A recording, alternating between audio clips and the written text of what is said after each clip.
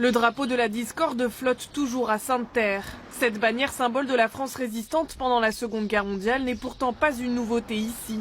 Voilà près de 2 ans qu'un habitant l'arbore à son balcon. Mais le 7 mai dernier, il reçoit cette lettre lui demandant de faire le nécessaire, car, je cite, tout signe ostentatoire devient gênant pour la quiétude recherchée. Guy Marty, maire de Sainte-Terre depuis 30 ans, est à l'origine de la lettre. Comble de l'histoire, son bureau donne directement sur le drapeau qui fait polémique. Moi, je n'ai rien contre la Croix-Lorraine. Je suis quelqu'un qui a commencé par voter De Gaulle. Donc, vous voyez, mon père était résistant. Il aurait mis le drapeau bleu, blanc, rouge. Ça n'aurait pas posé de problème. Mais ce drapeau de la France libre, ça a une connotation.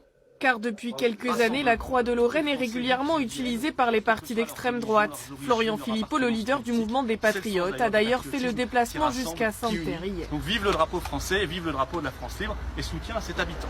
Une récupération politique dénoncée par le premier concerné. Christophe n'a pas souhaité s'exprimer devant nos caméras, mais précise qu'il arbore ce drapeau par simple patriotisme et se revendique de l'UPR, le parti de François Asselineau.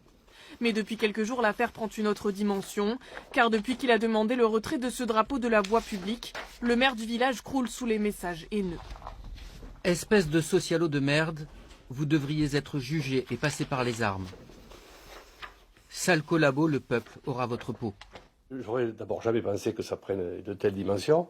Je pense que effectivement c'est un sujet qui est sensible, mais que certains partis, en particulier extrémistes, choisissent cette affaire pour en faire une affaire d'État. Suite à ces menaces, Guy Marty a décidé de porter plainte. Il a par ailleurs alerté la préfecture pour tenter de faire retirer le drapeau.